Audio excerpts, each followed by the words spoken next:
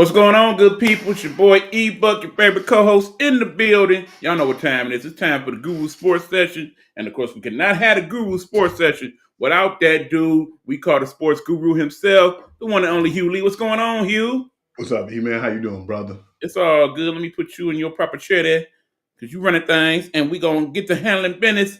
We're going to have some good stuff to talk about this week. We're going to go there with a couple things this week. Be prepared, y'all. Be prepared. Oh, Here you go. waiting for this show, man. Wait for this show all yesterday.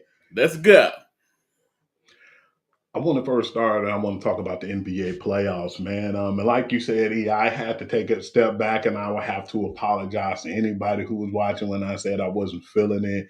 I just had to watch the right one playoff series, man. And that Golden State series, I want to get into that one first, even though they didn't play last night. But, man, that's a physical series between Golden State and the Houston Rockets.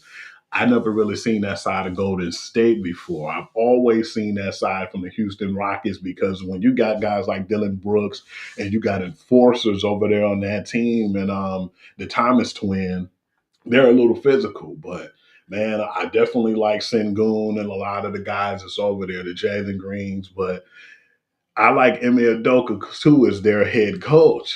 But I never thought that Steve Kerr, your Seth Curry, Jimmy Butler, and all those guys would be more physical than the Houston Rockets team. That's been surprising me. It's been physical on both sides, and then I like the hatred there, man. That definitely makes for a good series. Jimmy Buckets, Jimmy Playoff Butler, he basically was saying when they was asking them in the press conference, oh man, it seems like you and Dylan Brooks are having a good time, man. I know you guys are, colliding against each other and it's a rival, but still it's like you guys seem like you connect and you're, pretty good when it comes to having camaraderie on the basketball court. He said, nah, let's get something straight. Me and Dylan Brooks ain't cool. I do not like that dude as a player or a person. He said, don't get it twisted. What you're seeing is not the same as far as what's going on that basketball court. And them the type of series we used to like to see back in the mid 80s and 90s. And that's one of the ones that made me definitely pay more attention to the playoffs in hand. What are your thoughts on that, E? I think what it boils down to is us old school basketball heads, we liking this year's version of the playoffs because we seen a lot more rough and tumble like that. It's not just that series. Of course, got to talk about the Pistons and the Knicks. Yes, That's been sir. a very rough and tumble Yes, sir. series. Last night, of course, that series over now, but the Bucks and the Pacers, they were getting at it quite a bit also in that series. It's good to see that people starting to take this thing more seriously. Yeah. During the regular season, it usually do be a lot of he and han and ha ha. You see now people like, it's playoff time. It's time to tighten up and step into this next level.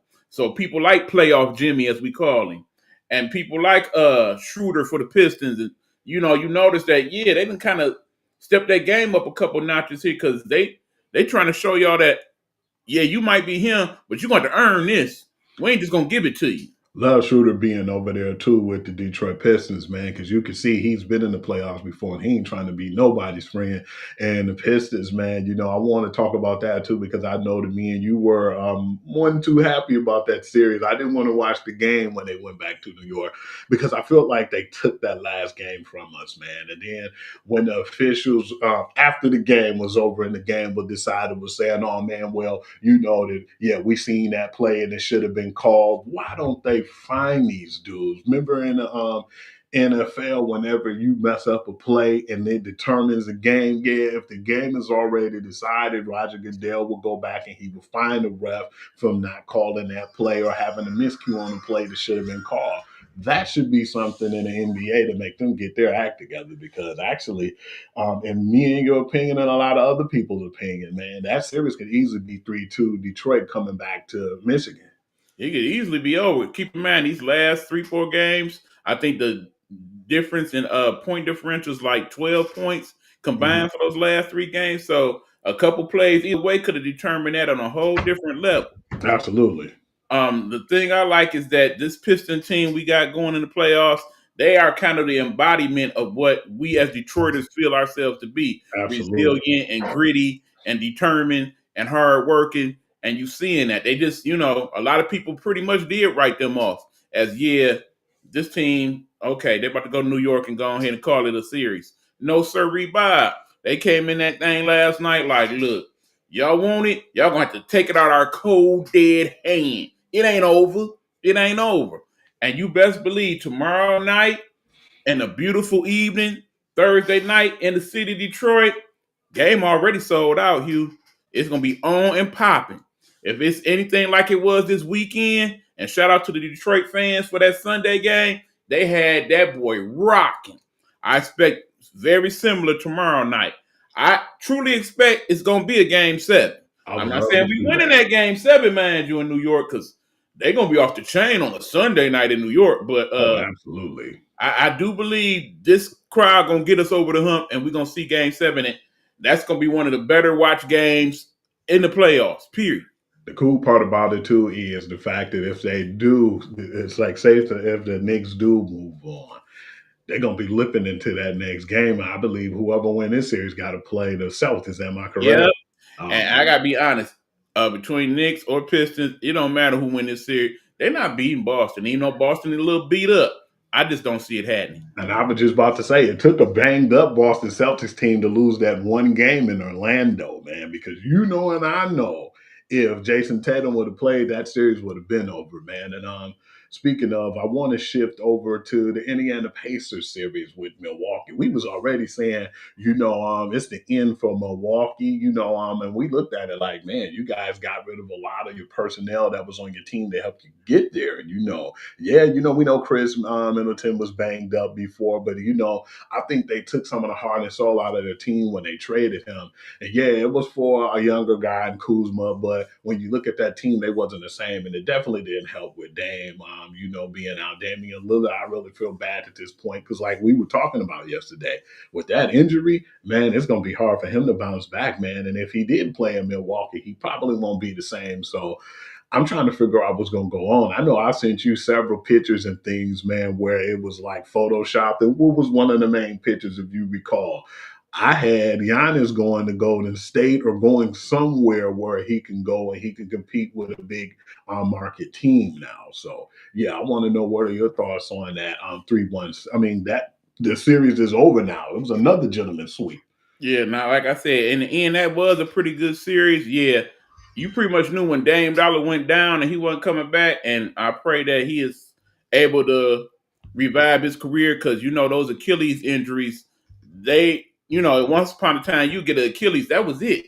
Your Yeah, career was over. It wasn't even no rehab in that. So the fact that you could even do so is a modern miracle of technology. But that being said, it still tends to affect you when you're an older player. And that absolutely. being Dame Dollar Lillard, and the fact that he's a guard that relies on his speed and not to get open, I think it's going to be very difficult for him to rehab himself to the point where he gets back to that level. So yeah, Yeah, this might be it for Dame Dollar. because that Achilles Hopefully, injury. if that is the case, he got other things going on. Would love to see him actually take a serious stab at the whole rap career thing because Dame got skills with I that. wouldn't be upset with that. What's crazy to me too, and shout out to the Ball Boys for that. Um, the brother he couldn't make it. He was in UCLA. Things didn't go well. He was in and out of the NBA, and for him to Shout have a out to really big 3G Leangelo Ball, yeah, absolutely. and D'Angelo to have that career that he has now in music, man. I think if he could do it, no disrespect, but I definitely feel like Dame would have a really huge splash in the industry. And I'm hoping if the basketball career is not there, that he can bounce back and go into music, like you said. That'd be a clever move. Yeah, would not be mad at that at all. But okay, but in terms of series, oh yeah, we definitely got to address the incident that happened last night. Apparently, at the end of the game, uh, the young man Halliburton, his father, got on the court and was kind of taunting Giannis and was all in his face like, "Yeah, we did that. This is how we fucking do," and kind of made himself a story within the story. I mean, bottom line, yeah, that's your kid. You proud of them. I get that, but you can't be doing that type of stuff in the NBA. I mean, what if Giannis would have took that a different type of way? That dude all about 6'11". You probably about my height. Yeah, that could have got real ugly if Giannis wasn't the type of person Giannis was. But we got to remember, yeah, our kids in the NBA and we proud of them and all of that. But we can't start making ourselves the story. We'll get into that a little bit more, a little bit further down the show. But We can't be doing that type of stuff. They got to do better at that, man. Remember, we were saying that it was getting so bad with the hecklers and the things that have been going on in the NBA that they're going to probably have to start blocking off between the, crowd and the players. And that's what it's starting to get to, man. Yeah, I know you pay your ticket or you get your tickets from your son because of, Right. who he is. But to have that type of heckling and disrespect, man, I don't really feel like that's part of the game, especially when you ain't do nothing to contribute. Stay your butt on that bench, keep your ass over there and be happy from the actual fan point of view. Don't get up in players' faces and doing that, man. Just didn't really feel like that was something I liked in the playoffs, and especially when you're not even contributing, man. Sit down, watch the game, be a fan. Don't do that. And I think the NBA let too many people get away with that, and I'm not too fond of that here. They need to step up and do something. That's one thing I feel like Adam Silver needs to do, and I feel like that wouldn't go down in the NFL as much as they always take jabs at Or them. MLB for that matter. I Man, agree. no, not at all, man. They'll kick you out in a heartbeat, man. Oh, They yeah. need to do a better job at that. I have to agree. But the sad part was, I know you remember before in the season when E40 had somebody heckling him and he ain't do a damn thing. He just joined the game. You put him out because you feel like, okay, where them cards at, E? And you already know that's something that I feel like played a part of it, man. He was who he was and she was who she was. And Mm, that's the reason why they put him out, man. And I just really felt like that was a joke, man. But big ups to the guys who stepped up for him too, some of the former players and the players in general who walked out and checked up on him and made sure he was okay. One of them being Andre Iguodala.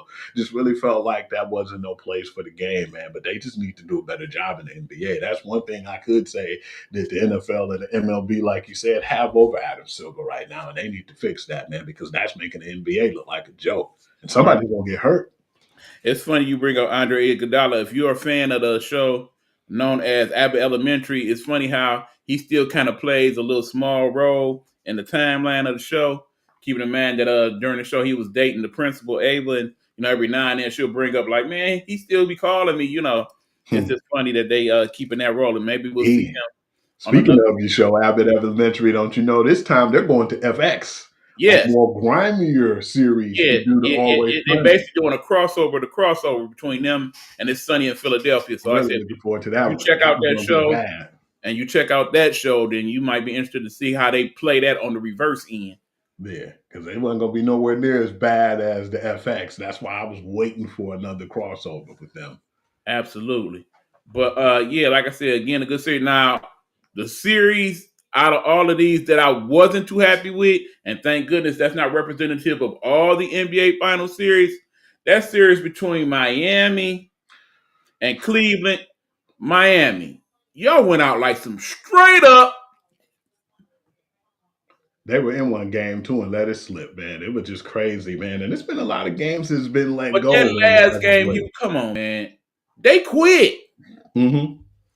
I mean, they quit. But you know what, too? You got to mention the Pacers quit too yesterday, man. How you up like 7 points with like 38 seconds left and you lose that game, man? You physically choke. You talking about the Bucks, yeah. But no, they didn't quit like Miami quit. How you down 48 at the half in game that got 4? really bad, man. I think that when Jimmy left that team, he kind of took the soul out of it. Remember when I was telling you? Agree. I was saying that yeah, man, I think that now Bam Adebayo is gonna step up and this is his time. But he's been in my A most of this series, man. Tyler Hero's been that guy. Tyler Hero still wasn't no hero in game 4. No, I mean, no, it ain't no heroes in this that's series. the worst quit job I've ever seen in the NBA basketball. No heroes in this series, E. And it was just really a shame to see, man.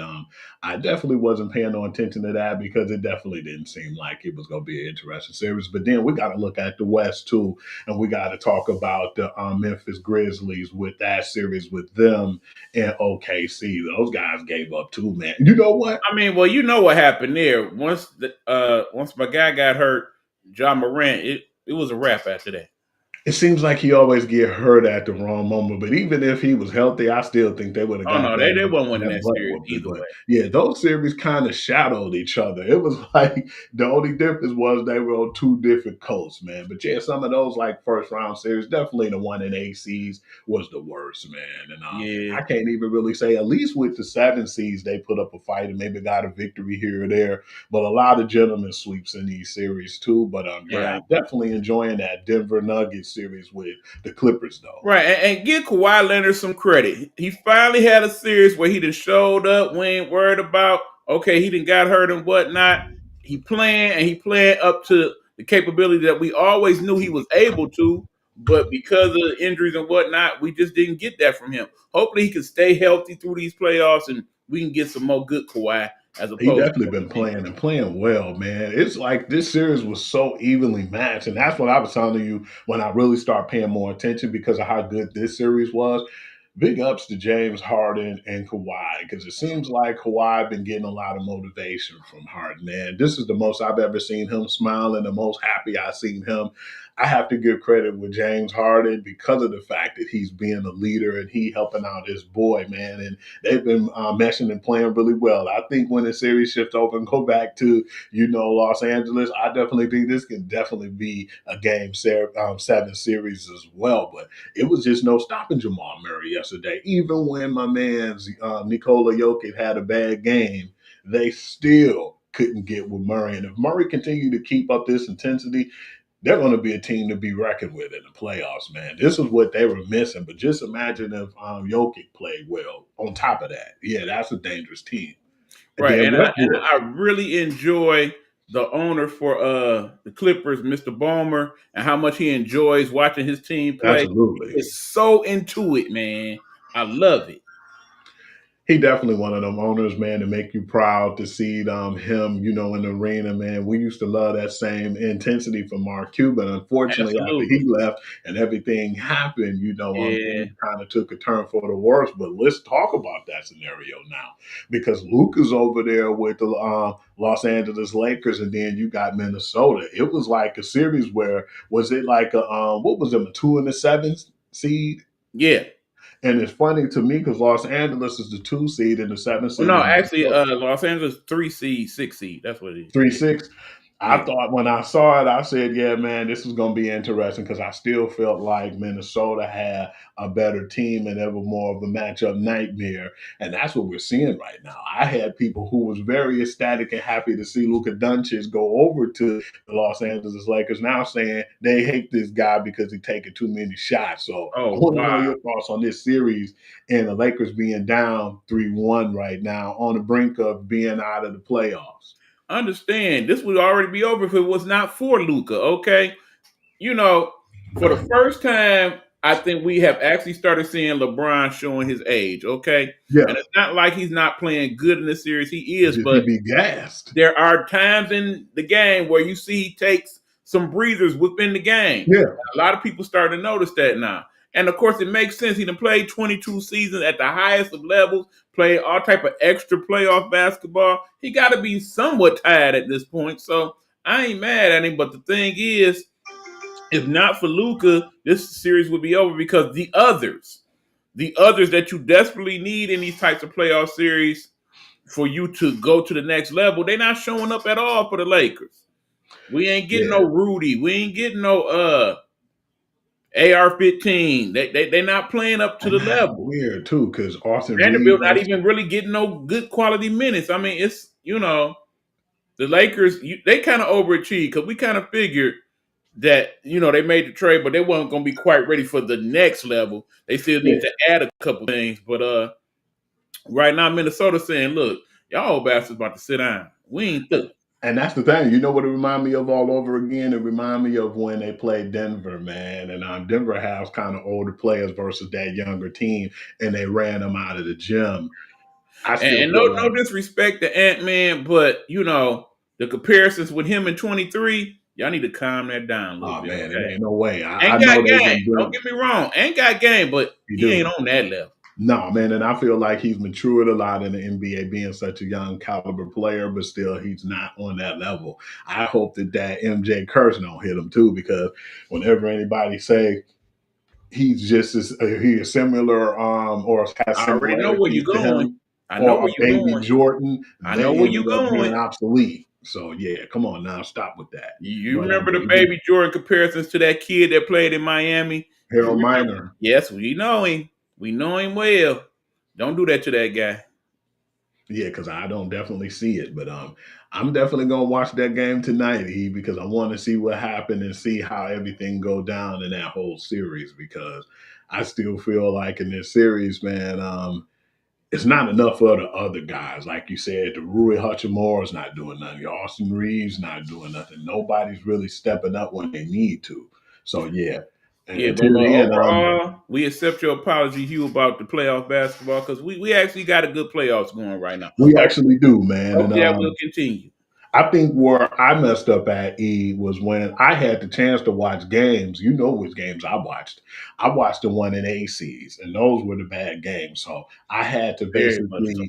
basically, push out the bad games and focus on the other games like the Denver Nuggets versus the Clippers, not the Lakers. Oh Lord, the Right. Pistons versus the Knicks. It's been some really good games still in between that. And by being the first round, you're gonna have your dud games, but I believe once they get to the second round, which most of the games are, it's really about to pick up. Right. Because I know in the West, I definitely want to see OKC play Golden State if that happens at some point. And and as far as the East go, I think we all know we kind of on that collision course at this point with Cleveland and Boston. So Yeah, that's gonna happen. and I would safely say whoever win that series probably gonna win it up. Yeah, I'm That would be definitely my feeling the guess. same way, man. It's been pretty good basketball, man. And like I said, I definitely apologize, man. And since we talked about that too, man, and I definitely want to see what's going to materialize too, because I know pretty soon their draft is coming up. Which I'm gonna be honest with you, besides Cooper Flag and a couple other dudes, I don't know too many people in there. I'm gonna be straight up honest with you, but for now, I want to turn my attention from the NBA, and I want to focus on and kind of get this done and get it out of the way now. And you see our backgrounds, if you didn't know by now, on the 2025 NFL Draft Summary. Your thoughts on some of like the winners and the losers in this NFL Draft? Okay, well, before we get to that, I want to bring up another basketball related story if we Yeah. could. Gilbert Arenas, his son Yes. got in a very bad car accident. Basically, it wasn't looking too good for him at one point, but it's saying now that he is recovering nicely. He was in a coma. He's out of the coma now. He's recovering, and they say they look to see him get back to being his normal self at some point. Uh, Arenas' son is one of the top 25 prospects getting ready to come out of high school, and just happy that that young man did not have a situation where he is no longer with us. Prayers to the Arenas family and all they going through over there. That was definitely a blessing because when I finally was aware of it, one of my other boys, Eric Merriweather, told me. He said, "Hey, Hugh, man, what's going on with Gilbert Arenas, son?" And then when I checked into it, I said, "Man, I hope everything be okay." And then that's when I started following that he, was conscious.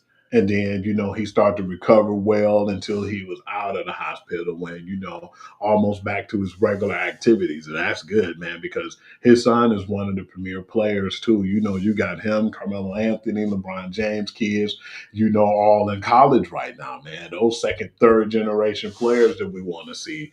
And I'm definitely hoping he recovered well. And I want to see those guys because they're going to definitely make good for college basketball coming up next season. All right, now look at my guy. I see you, bro. I see you.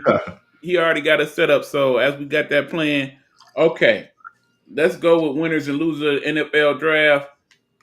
Some of the bigger winners. One, the NFL draft itself. The fact that it is now a 3-day event, I'm sure when the numbers come out, you will see that it was watched quite nicely in terms of viewership and whatnot. One of the reasons not so good. We'll talk about that in a minute.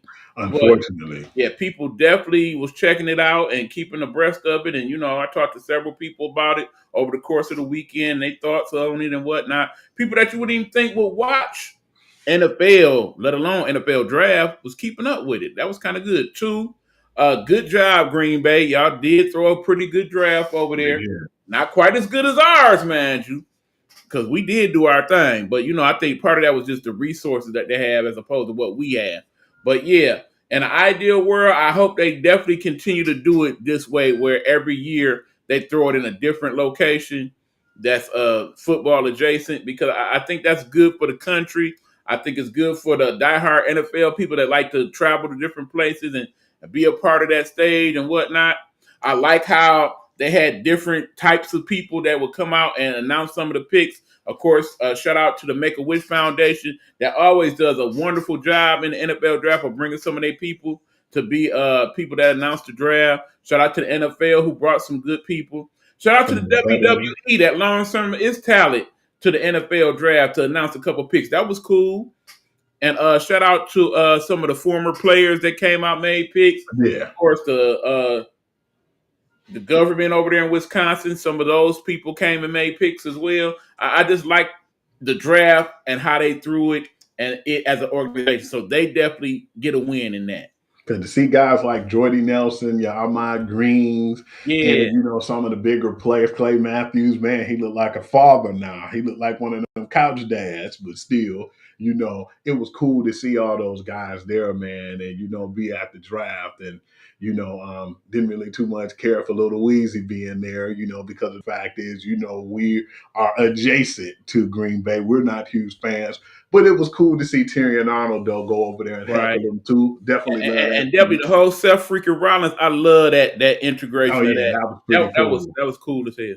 Yeah, because he's a true diehard Chicago Bears fan, so that made for it was good TV at some point, man. And Yeah, that was definitely one of the winners. Just the atmosphere and the culture, man. absolutely. Another winner, we were just talking about this young man from West Bloomfield Hills, man. Big ups to my boy Steve McGuire. He was telling me that his wife went to the after party, and they were really close with Maxwell Harrison family. Just him in general, man, the way he carried himself, how he shook everybody's hand and gave them a hug, and until he got drafted, man. But it was just a really good support system in the green room. It seemed like everybody had each other's back this year. A lot of times we might not see or hear it, but it was just good character in him, man. And I think that the Buffalo Bills gonna get a player with a high motor who was the second best cornerback to me because he does everything well. And I definitely believe he's gonna have a good NFL career, but I definitely appreciate him and his character. I also want to take this time to shout out the people of the island of Samoa. It seems like, because now they're starting to get a lot more athletes into not only the NBA, well, not the WNBA, I should say, but in the NFL as well. And I just like how humble they are in terms of receiving that blessing. How they, usually they don't go to the draft, they'll celebrate from their homes. And it's usually a very festive and this happy situation. They always so thankful to the people that help get them there, their coaches and whatnot. Very thankful for God and their family. And I just like how they deal with things like that overall. I mean, we got a couple of those type of people here in our area. Of course, we got Panay Sewell for the Yes, sir. Lions, but we also have a couple of the Nakua brothers that play for the Detroit Panthers. And, anytime they talk to those guys, you just get a good vibe from them, man. What's your thoughts on that, you? I love it, man, because like you said, we got Panay Sewell in here, his little brother in Chicago. You got one of the kids who's still playing in college, and they're all around the NFL now, man. And this is good to see, and I'm happy that that the Samoa heritage, man. We already love them from WWE, but then now it's over in NFL, WNBA. It's just really cool, man, to have different cultures play because we got a guy from Egypt on the Lions, and it's just good to see not just only one culture, everybody's picking up the game and the sport. And it just makes good for like football and worldwide, man, because we already like how MLB already had so many nationalities and, personalities of different players from different countries. But now we're starting to grow more in like the NFL circuit as well. Yeah, it's definitely starting to be more of a global brand, and I recognize that. But okay, that's some of the good.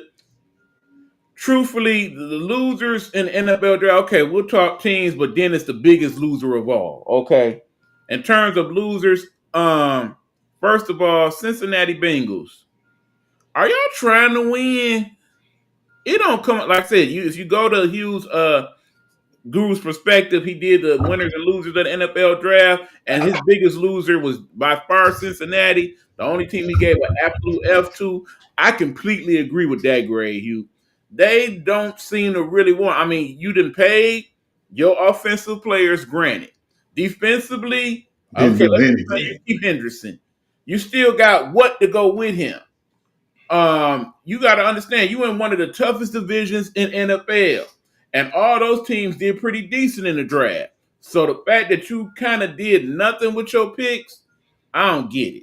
And the But crazy part was, the pass rush wasn't really the issue there because they got right, a pass rusher in the draft, But then, they're still unsure what they're going to do with Trey Hendrickson. And they look at it like, even if he do stay this year, it's a possibility they could trade him mid-season or he might not be there at the end of the season. What happened to the cornerback play? They let so many of them guys go once they gave Joe Burrow his bag. The Jesse Bates the third, and a lot of those guys went to other teams, and they didn't focus. They definitely kept their eye off of the cornerback position because they couldn't keep up with anybody. And most times, if you wanted to be Cincinnati, all you got to do is just throw it over the top, and because they didn't have nobody in coverage. So yeah, it was just really bad, man. That they didn't really and, try to do and anything. granted, I don't necessarily like Cincinnati as a city from my personal experience, but I do recognize they're a pretty decent sports town. So what they get in terms of the sports with the Bengals and the Reds, that the ownership for those two franchises, they're not doing quality work. I mean, particularly you talk about the Reds, they got two very good players on that Red squad. To talk a little bit of baseball right quick. With De La Cruz, I mean, if you haven't seen that kid play, you missing out. And And that pitcher, Hunter Green is one of the best, not well known power pitchers in MLB right mhm. now. And right now, they got players that, they gave away Castellanos. They gave away Eugenio Suarez that just hit 4 home runs in the game the other day. I don't understand what they doing either. But yeah, Cincinnati, yeah, you suck. And Gino been on the Dallas tail too. Cowboys, I understand you are the highest paid franchise on planet Earth pretty much. But in terms of your draft, we know the things you really needed. You addressed one of them with the line. Yeah, you did that. But you need receiver help. You didn't do a good job of addressing that. And we know you need quality running backs. You didn't really address that either. I don't understand it.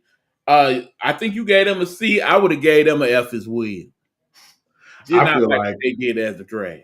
one of the reasons why I did because the Tyler Booker pick was good, but like you said, I don't really feel like they did much and complete that team because there's no wide receivers, and now they're talking about bringing back Amari Cooper. Like, do you really think he want to come back to you guys open arms the way his tenure ended?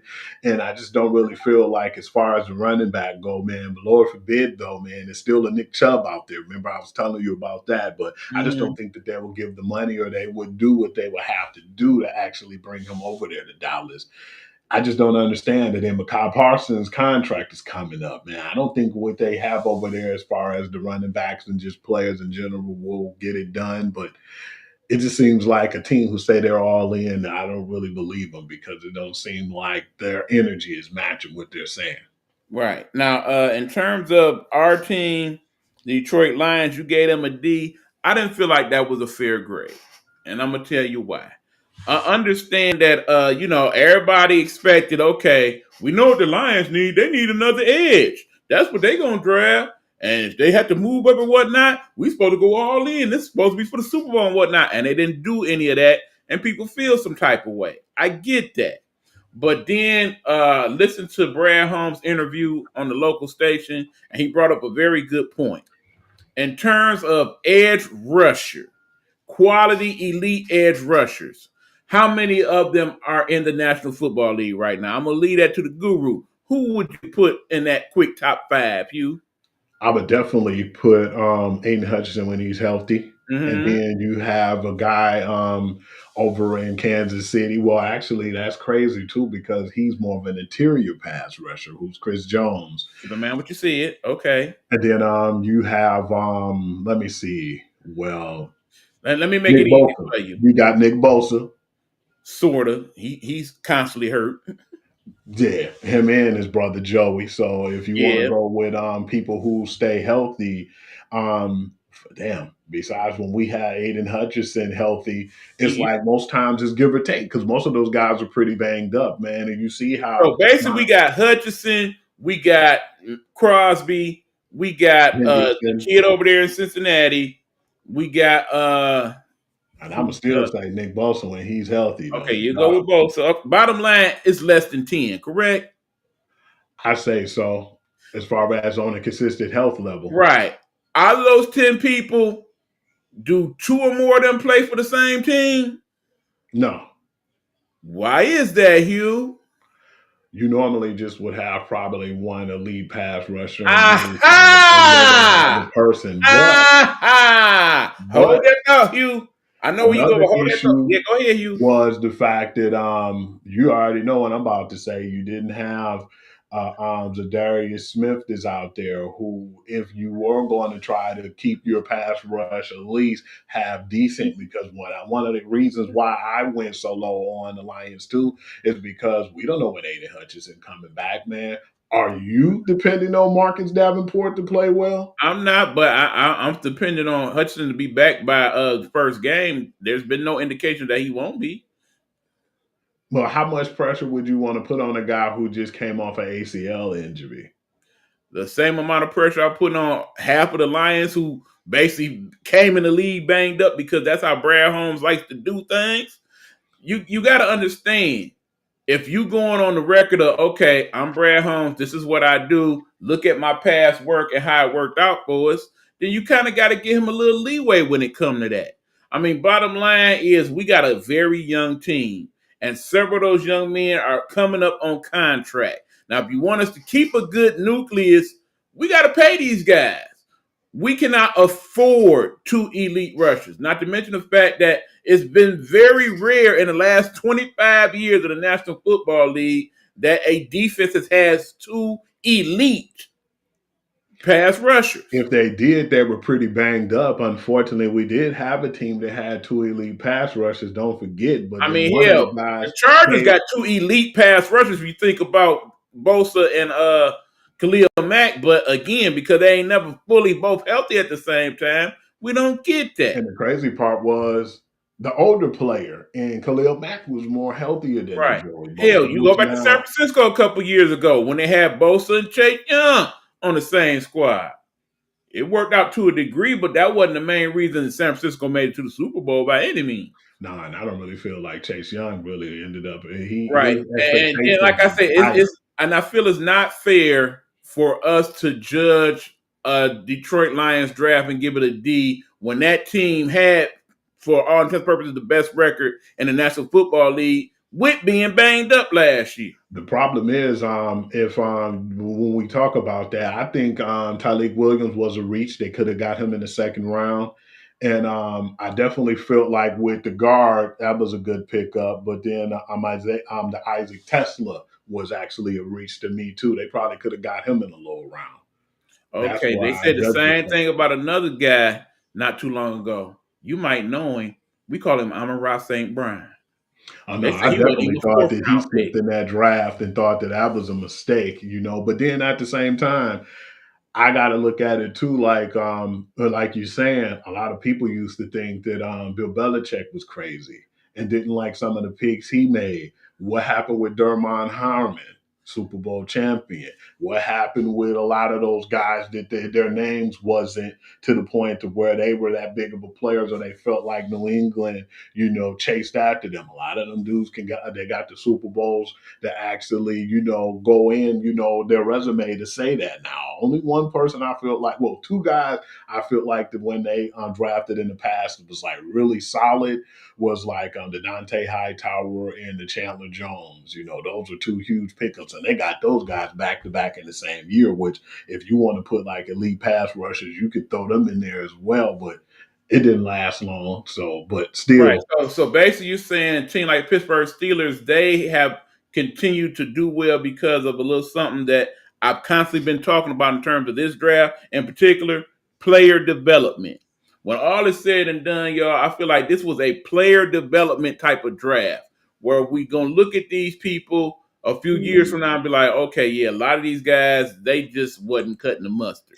and But a that's few of why these guys, yeah, go that ahead, I you. was fairly giving those guys good grades because a lot of them I didn't have expectations of the development, which this was a really mediocre draft. So yeah, I Very definitely much admit so. that as well. But that being said, let's skip all that and get to the real meat, okay?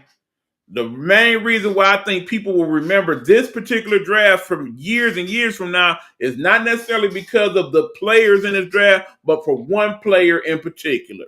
Let's go, Hugh. So Dewey Sanders in his fall in the actual draft, I thought that I was really surprised that he wasn't in that top 10. Then it got to the top 20. Then it got to the end of the draft and he wasn't selected. So they were looking at, okay, he might be a day two selection. So we didn't see him in the second round at the beginning nowhere. We didn't see him in the middle, or we didn't see him at the end of that third round. So that's when the head started to scratch. When that fourth round passed and he was like in the middle of that fifth round, that's when I was like, yeah, I had to give you a text and say, something's not right here, man. The math ain't math. And he was basically, if not the second, third best quarterback in this draft. We couldn't make any sense out of it. And what pissed me off too is not only that for people who half-ass watch football and don't really know what's going on, to make comments to me and say, well, they were happy that this happened, or why are we crying and complaining he finally got picked? It's not about him not being picked, it's about how they treated and handled the situation. It's like, and shame on the people who watch football who dare had the audacity to come to me and even say that without knowing what's going on. And we know, like we talked about before, and Stephen A said it, and I appreciate you gave me that with Chris Carter as well. And we even said it before we even heard it come out of their mouths.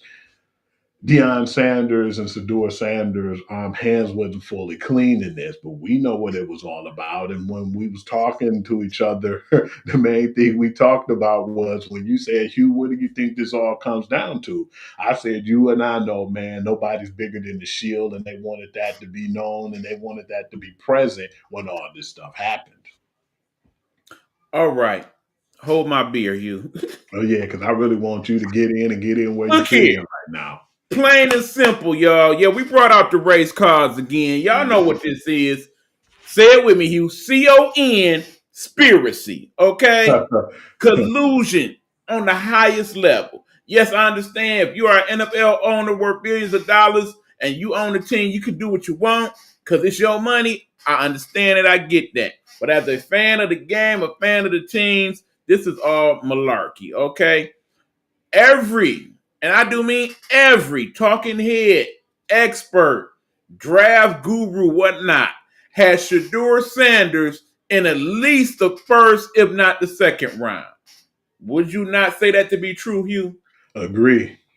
How do we all of a sudden, without any character issue coming up, without any financial problem, without any criminal activity whatsoever, get to the day of said draft, and then suddenly this person not only does not get drafted in the first round, second round, third round, fourth round, fifth round. We finally get him in the middle and had the audacity to move up to get him in the fifth. So first of all, should Cleveland be seen as a hero in this story?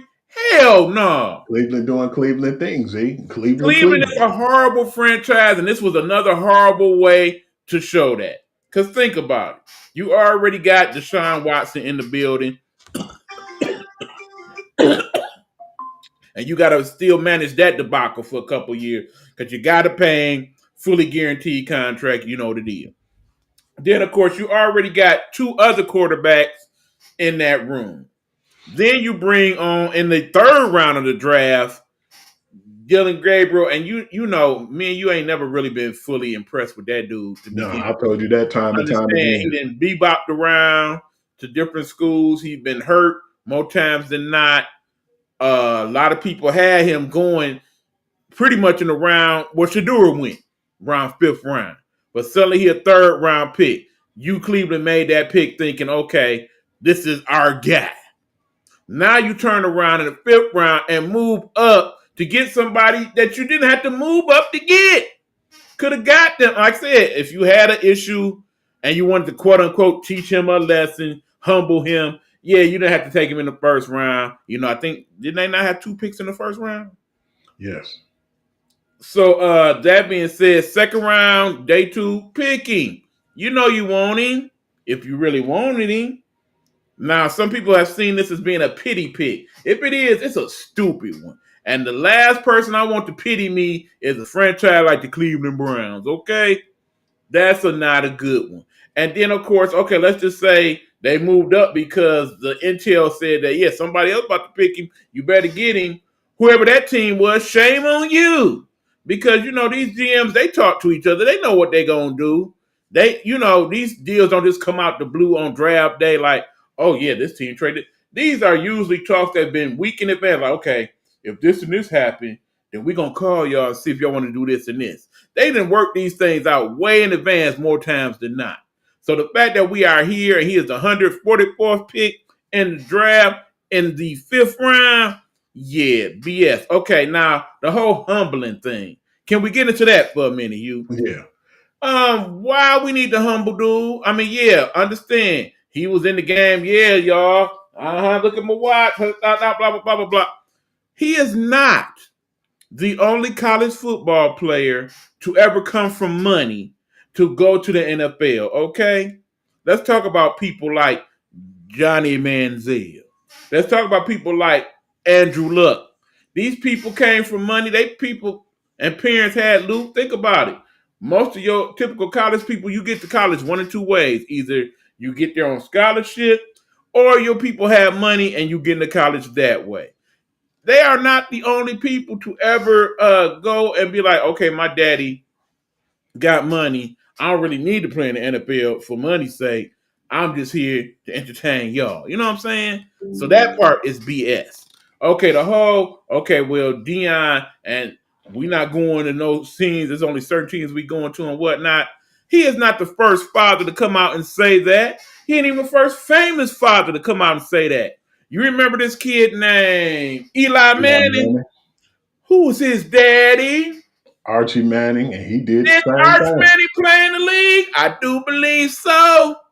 And keep in mind, he's saying that. Why does Arch Manning say that? What team did Arch Manning play for? You talking about in the NFL? New Yeah. Orleans? What was it? New Orleans. And what did they used to call New Orleans back in the day? Not the Saints, but the Aints, right? They wasn't good. So, yeah, if anybody know about playing for a terrible football franchise, it was Arch Manning, so I wasn't mad at him for saying that about that. Now, that being said, yeah, Deion, he done had on both strings, okay? He played for the Falcons, and the Falcons are all right. They're all right. But he also played for the Cowboys and the 49ers and the Ravens, and, you know, he done been around the league. He know a few things. He done dealt with a few folks. So I ain't mad at him for saying, okay, I want my son to be in the best position. I love my son. You gonna fault that man for loving his son just because he might be a little. You can do that when you Deion Sanders and you were one of the top 5 defensive players of all time. When you are one of the top 5 overall athletes of all time, you got that type of cachet and say so. Is Shador that? No. But is he a good quarterback? Yet to be seen, but based on the tape and what we saw, was he the 8th or 9th best ranked quarterback in the NFL to be picked? No way. Hell no. We know it was BS. Y'all know it was BS. And for anybody that see it different and actually want to categorize and bring your own rationale to that and think that we as good sports people and people that got our common sense and people that know a conspiracy when they see one, they're supposed to buy what y'all see to be the reason why. Stop it. And Collusion.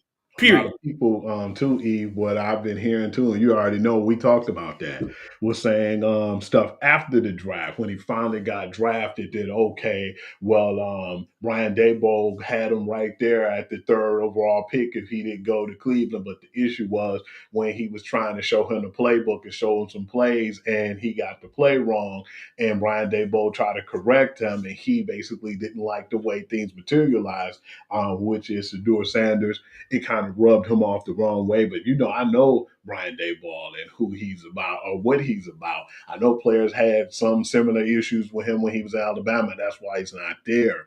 And then I remember he actually had a pretty good relationship when it came to being in New England. Then he went to the Buffalo Bills. Now he's with the Giants.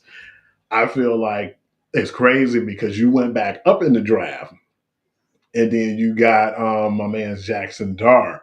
But Good luck, buddy. I didn't really think Dart was better than Sador neither. But then all the stuff came out all of a sudden after the draft is over, though. Oh, he didn't go and play in the East West Shrine game. He didn't play in the Senior Bowl. He didn't throw at the combine. And they were just feeling like more or less the way he came off in those interviews, which he even admitted that he could have did better. But, that's his first time around. And he probably wasn't really, up on the way. Well, you should know how to act when it comes to these interviews and all in general. But I think that a lot of the GMs and the coaches were saying he was rubbing them the wrong way. And you start hearing a lot of that melee before he even got drafted.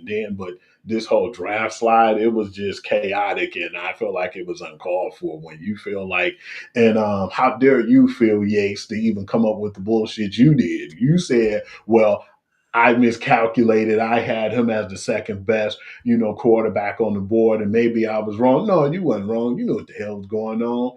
You basically trying to hide behind the shield, and I thought that that was a cowardly move on Phil Yates, and I wasn't happy at all. Him saying maybe I miscalculated. That's bullshit. You could have did better at saying, well, I'm surprised that he fell in the draft too. It was all about the NFL at this point, and them trying to lead by example and say nobody is bigger than the shield. We know that. Yeah. So, of course, I'm sure I share the same sentiment as most of us. We want to see Shedeur show them y'all made a big mistake. And I was that good, and I'm ready to show you. Unfortunately, I think you're going to have a harder time doing that with a Cleveland franchise that just don't run as well as it should. At all. But I wish him the very best. Keep in mind, it's several people now with targets on their back that probably shouldn't have them. Obviously, Jackson Dart, one of them. If he don't play well in New York, it could get real ugly for him there. Absolutely. Dylan And the Gabriel, job is done. you got drafted ahead of Shedeur Sanders. You're going to have to go to training camp and show up and show out to not only win a job, but to win the job over Shedeur Sanders. Shedeur, I have no doubt he will do everything in his power to do so. Keep in mind some of the people that he got mentoring him. And I find it very crazy that, okay, that guy is not Tom good Brady. at reading the board and whatnot. But one of the people that vouched for him was the GOAT himself, Tom Brady. If that dude didn't have it, I don't see why Tom would lie about it. You know what I'm saying? Not to mention, I still question, okay, Tom, you seen what was going on. You couldn't lie because like, look, grab that dude.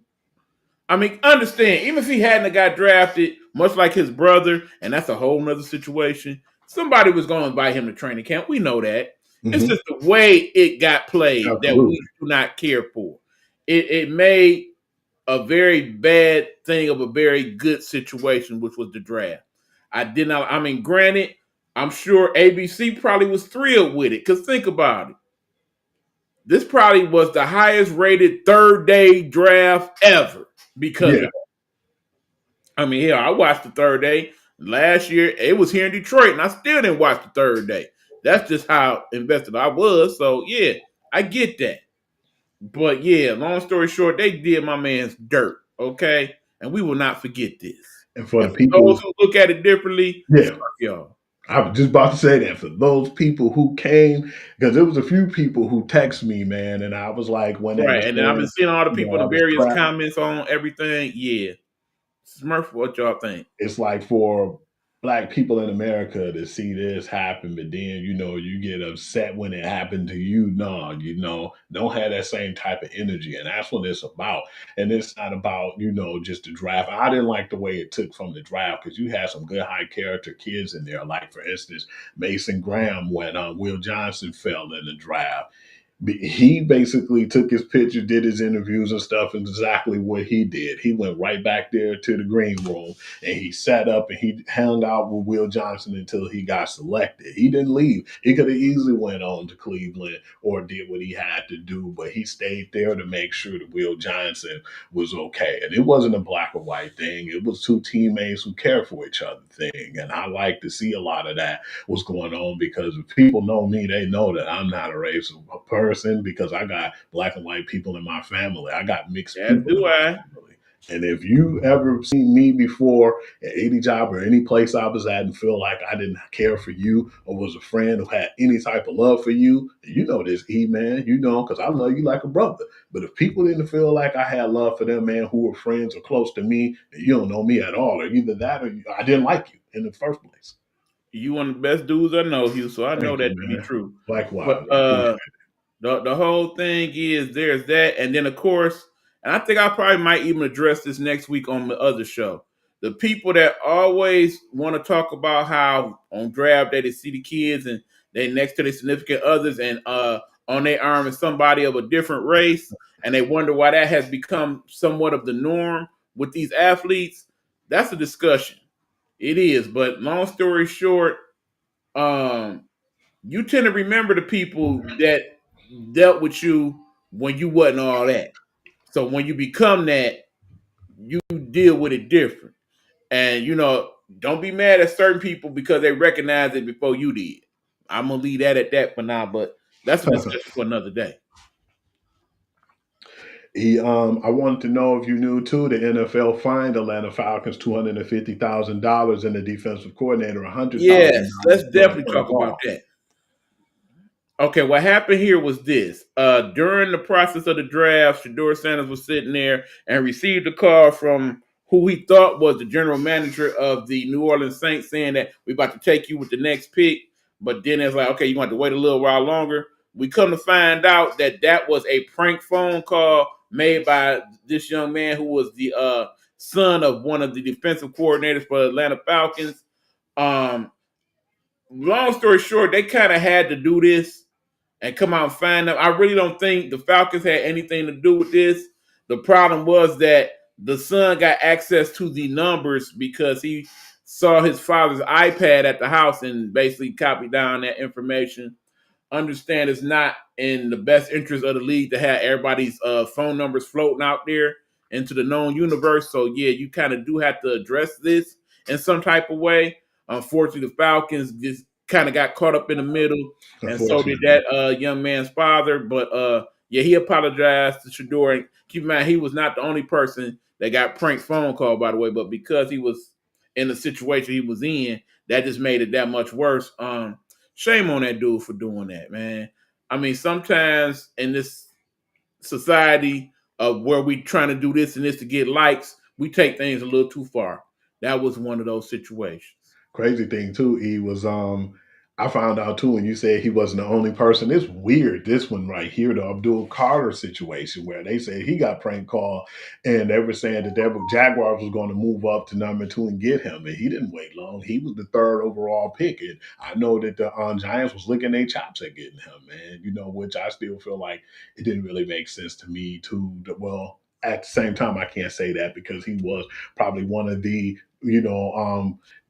best players all around in the draft. But it was just a lot of weird stuff happened this draft right here, man, with the prank calls and all this other stuff. And you get it a lot, but I think that it hit harder with the situation and how things went down, unfortunately.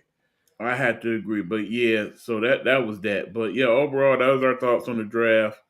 Share your comments. We'll address them at a different time if we need. But I'm sure we're not the only people that felt some type of way.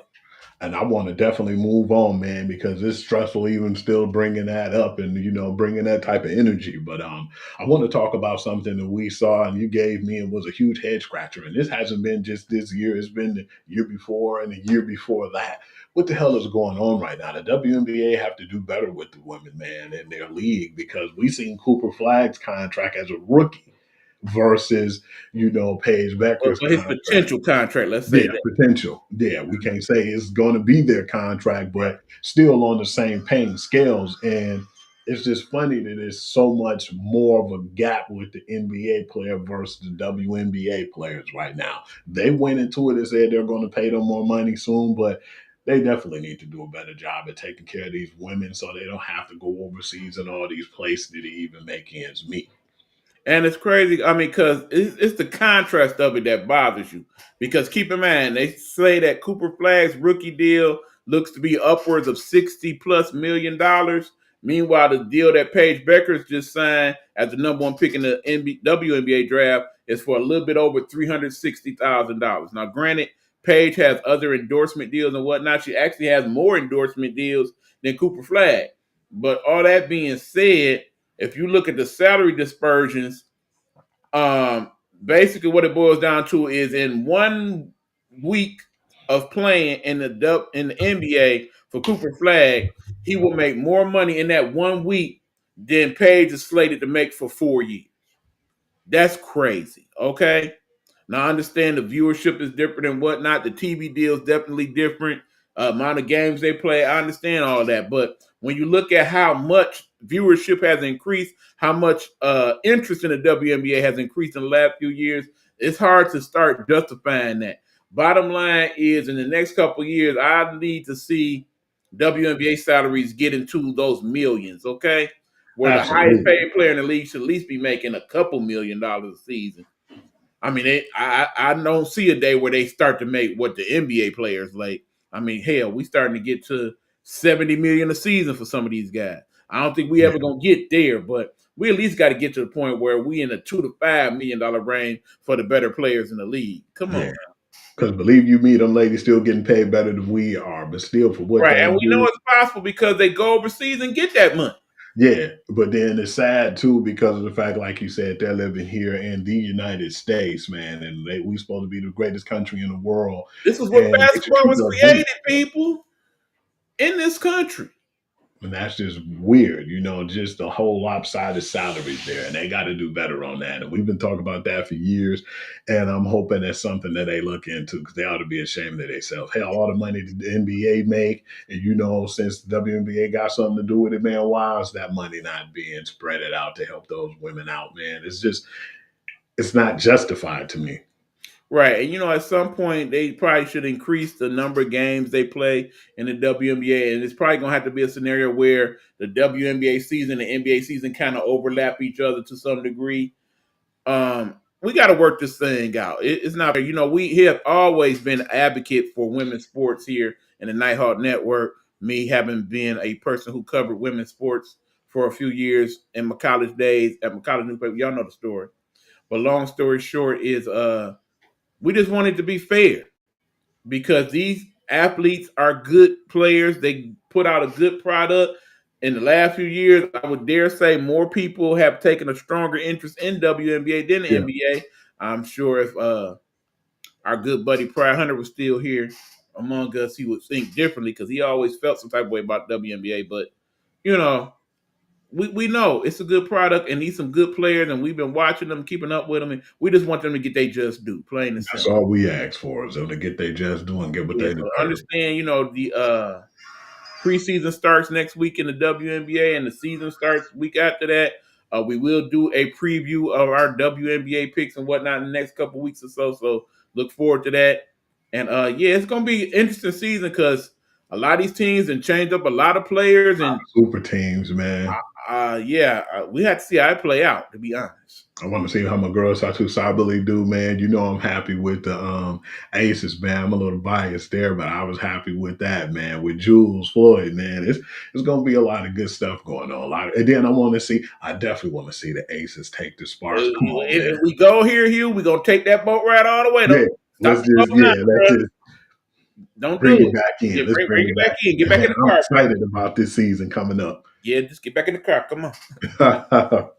But yeah, man, before we get off the air too, we talked about something too, man, that it was kind of weird to me. And we set up and said that. And then when I found out she's not even going to be playing in the WNBA, what's really going on with my homegirl, Kennedy Carter, man? That was something that just what a math is not mathing.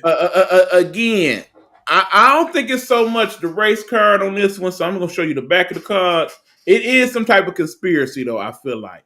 Yeah. Understand, we talking about Kennedy Carter in the 3 or 4 years she's been in the WNBA. She has been like one of the top 10, 15 players in the league, okay? In terms of her ability to score and to dominate a game. She's even a good defender as well. It's crazy how she has not managed to stick with a team longer than a year. I mean, last year she was basically the Chicago Sky's best offensive player, Yeah. without a shadow of a doubt. But for whatever reason, they chose not to re-sign her, and no other WNBA team has signed her. So now she is at least starting this season out in a Mexican league.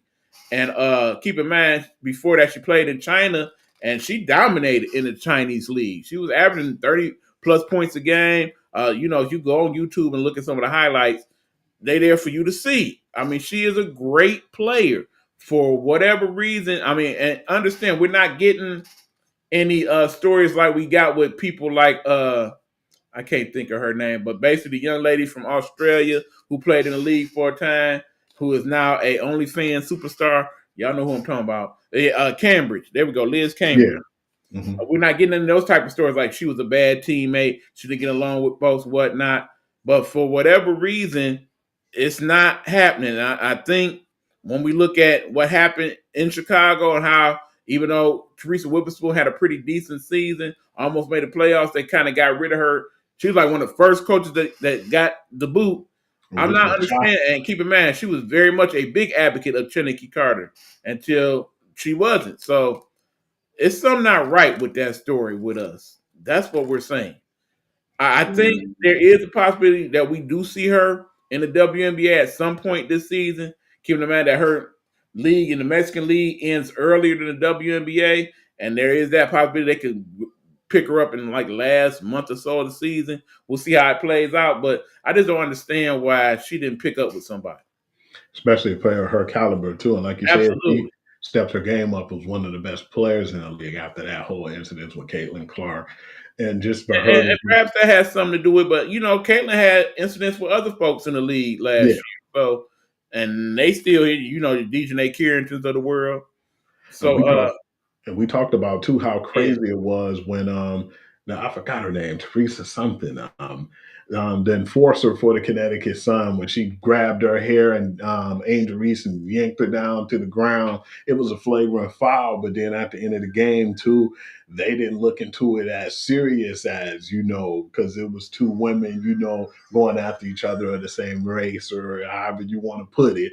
I just feel like it ain't even really about that. I feel like it was because of the competitiveness of her being a rookie and being introduced to the game. But I think sometimes people just feel so different about it. And it's crazy because they always put it in the terms or they make it worse than what it could be. Alyssa Thomas is the name we're looking for, Hugh. Okay. That Alyssa lady, Thomas. what she did with Angel Reese was way worse. And but that wasn't being talked about. That wasn't put on the center stage. And it's just weird, man, that certain things get more attention than others. But I just look at it and I just felt like it was just how physical the Right. I WNBA mean, and like was. I said, there's been other players that then kind of had issues with folks, and they don't tend to be around for a while. I mean, we got to talk about Skylar Diggins Smith because she's had that issue with a couple players and a couple teams, but yet her talent still has her on a roster. So I don't get it. It's crazy too, because a lot of that stuff starting to look like it's Skyler, man, not the other people. True, but she did play well in the Unrivaled League, and I expect her to have another good season in Yeah. Seattle. Like I said, I'm hoping that Trinity Carter does catch on with somebody else before the end of the season. We will see.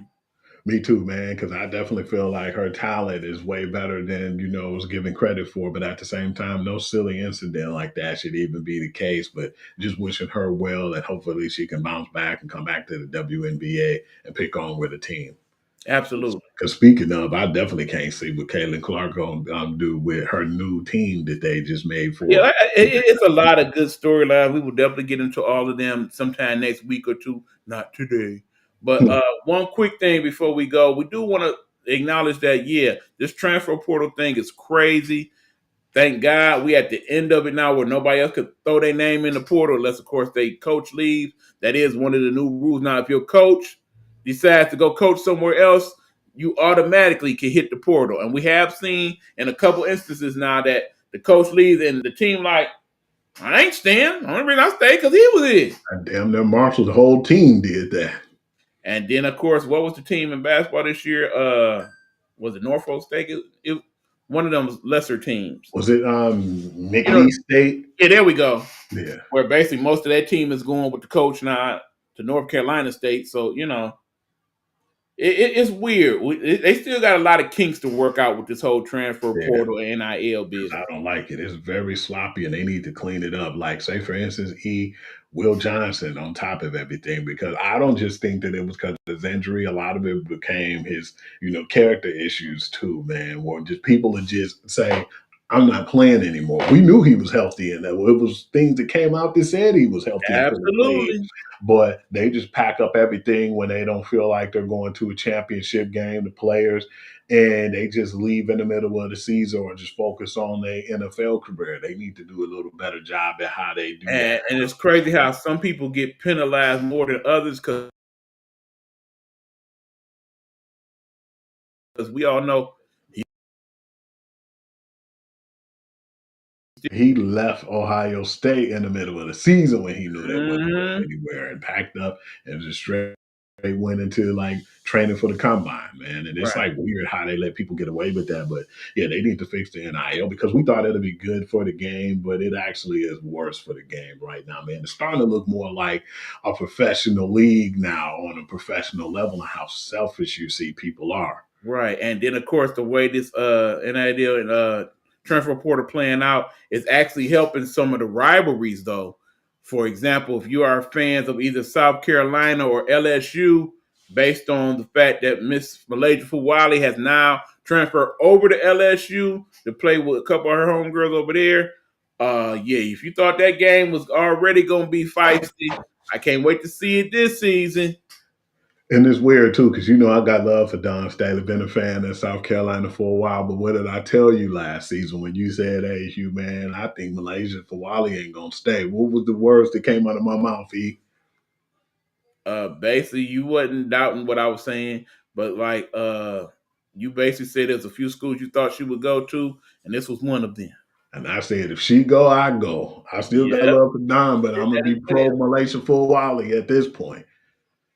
So yeah, it sounds like LSU just gained another fan, y'all. But yeah, it's gonna be a very interesting game or two when they play. But South Carolina did do themselves favors from getting what's my girl's name? Lasson, Tanaya Lasson, and then Yes, they ended up getting a pretty good, number respectable one bid. scorer in college basketball last year among the women. So yeah, it's gonna be very interesting to say the least. Yeah, definitely want to see what's gonna happen this upcoming season. I like that skit you gave me too with Kim Mulkey too. That was hilarious. That lady Yep, was like on point with that. That was that a was good one. pretty funny. But yeah, that's all I got. What about you, Hugh? Well, that's all I have too, man. Like me and he always say, man, we appreciate all of y'all, from Roll, Coach V, Joe, and all my family, friends, and loved ones. I appreciate y'all for y'all support. Follow me at Hoovy on Instagram. You can check me out too on Facebook at Sports Guru to you. You can email me or anybody you have questions for, but you can definitely email me at sportsguru to you at gmail.com. And of course, my TikTok page is Hugh.Lee6. You can get with me and you can check me out on there too. I put a lot of highlight reels and different things on there from the video perspective. So I know you can check that out. Facebook, I normally just put like the scores and late breaking news, and I'm just trying to keep our brand together too. Most more than likely, Instagram will definitely keep our shows intact and me putting the different material of our shows and trying to boost us up for other people to reach us and check out our brand. I definitely feel like we got something good going over here, and I appreciate all the people for the love, and I'm just hoping it can expand because we definitely appreciate it. But yeah, that's all I have to say, and appreciate everything. All right. So yeah, like I said, catch up that. We've actually about to shut it down soon for the summer, but we still be doing things in the interim. And one of the things we will be doing is like going through some of our past episodes and making some nice little clips and shorts and putting them on our other various social media platforms. So there's that. We also want to shout out to some of our partners that we have been doing some advertisement and promos for. Definitely are going to continue to do that and promote you guys on the show. You will see several of them at the end of the show here as we're going to do a little commercial thing to finish it off. But we appreciate you. We thank you. We're giving support because we're trying to get it in return. And we're just trying to spread the love and have the village take care of each other like, we preach here in the Night Hall Network. Our voices for our people. Oh yeah, I can't forget, man. Shame on me, man. Aunt Nikki and Big Red and Meech too, man. I definitely love what they're doing too and appreciate them as well. Part of that family, man. I definitely don't want them to feel like I missed out on them, and I want them to, feel like that, because I feel like if it wasn't for them, it wouldn't be no us right now too. And I definitely appreciate the platform and the things that they've been doing to make this even more possible for us as well. Absolutely. I also want to shout out the designer D Ford, who is down there based in Cleveland. Hopefully you do catch up with Shador Sanders. He wants to work with him and do some type of collaboration. I hope that works out for you, D Ford. I think that'll be an awesome thing that you do with that brother. Hopefully it all works out to both of you guys' benefit. That being said, we're about to call it a day. We appreciate y'all. We is up out this piece and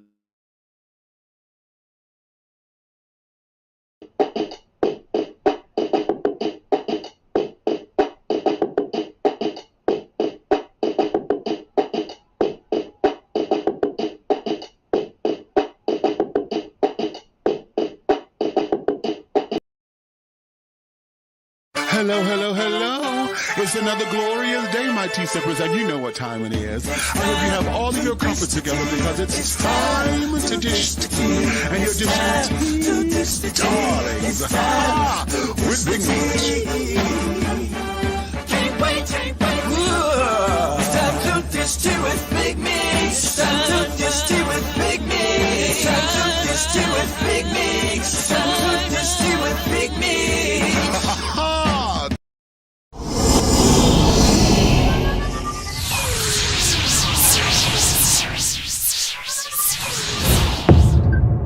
Sports his way. It's the Guru's perspective.